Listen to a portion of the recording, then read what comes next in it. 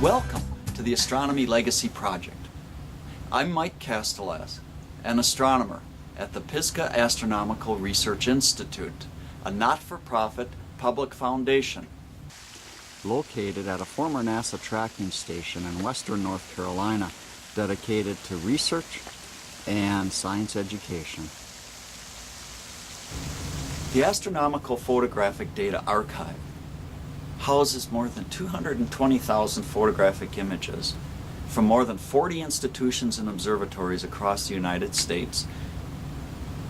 Images taken by generations of astronomers dating back to 1898. And the Astronomy Legacy Project wants to honor these astronomers, first of all, by preserving these plates, which we're doing in an analog form. Here's an example of one. Here, I'll pull it out of the envelope. I have to wear gloves so I don't get fingerprints on the thing. And I'll pull it out and you can see how thin they are. And this is a typical plate and what they look like. 220,000 are in the archives. These are what we want to make available to you, and they are. You can come and visit us, but our real objective is to digitize these. Here's just a brief look at the photographic plate that I was holding up. And I put it on a light table so we could get a closer look. And we can zoom in and you can start to see the detail and the stars that are coming out of this particular image. And chances are the astronomer that studied this was interested in maybe one or two or three objects, and the others have just never been looked at. Photographic plates like the one I was holding up hold images like this, a massive cloud of gas and dust in the interstellar medium. Clusters of stars surrounded by reflection nebulae, galaxies colliding. Zooming in and taking deeper scans and images, you start to see regions of star formation, large fields of view, looking at 50 degrees across the entire sky. We got some constellations here, a spectrum. These are just a few examples of snapshots of some of the plates in the Photographic Data Archive. Multiply this by 220,000, and you'll see the inspiration and the excitement and the motivation we have for doing the Astronomy Legacy Project, for digitizing the plates, for getting them out to you. You may have seen just from these few some inspiration. As the director of APDA says, extraordinary photographs require extraordinary digitization.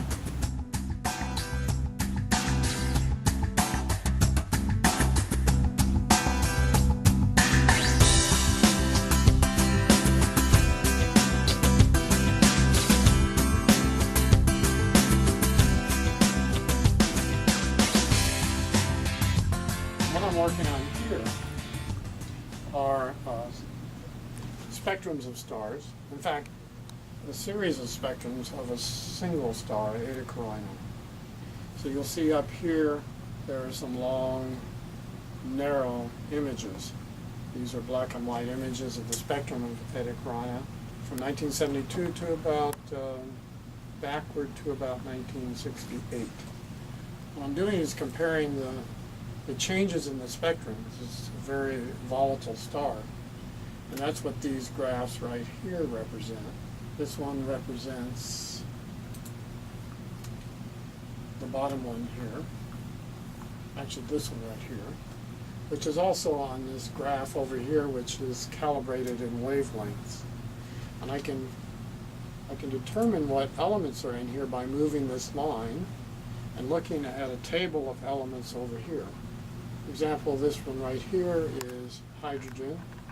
This little peak right here indicates that it's helium. And you'll see it over here as two lines, two very bright lines here that are close together. That's these two here, and these two here. But these are over a 4-year period from this one to this one. And this is what we're interested in. These are stars changing over very short periods of time. In fact, this one, in 1840, was the second brightest star in our sky, but you could see it only in the southern hemisphere.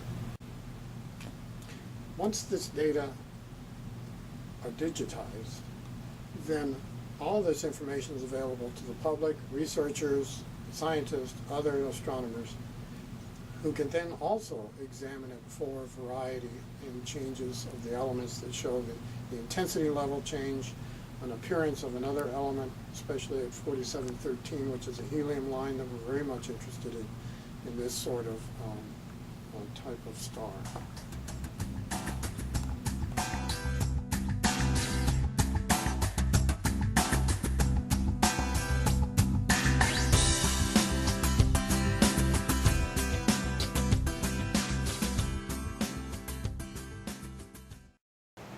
Here at Perry, we're really excited about a new program called 3D Planets that's being funded by the Burroughs Wellcome Fund Student Science Enrichment Program.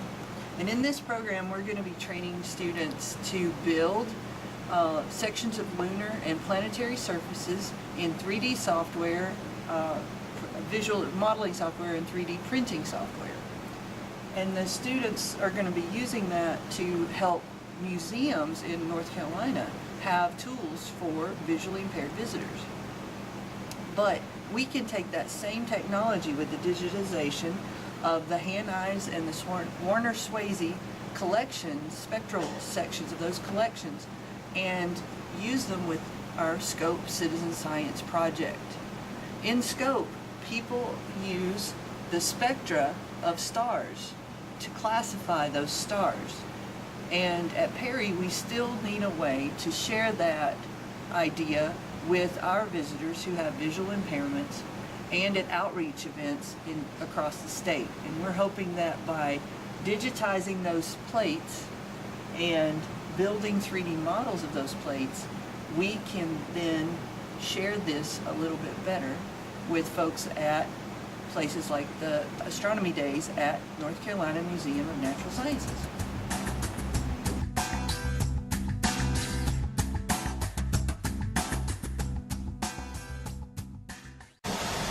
Storing and retrieving large quantities of astronomical data requires reliable, resilient storage.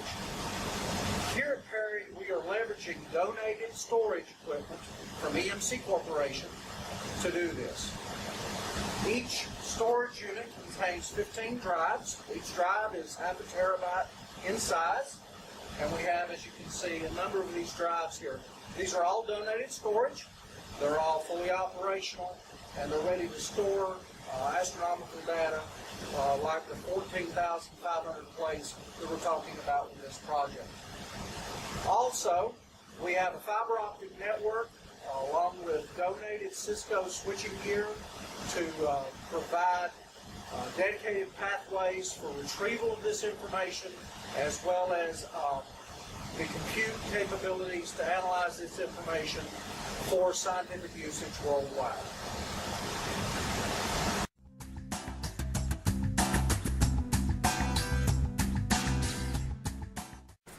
Hi, I'm Lee Rotler. I'm a staff astronomer and instrument scientist here at Perry, and I'm working with Mike and Thurburn on the Astronomy Legacy Project. I'm basically responsible for building a data pipeline which will take the scanned images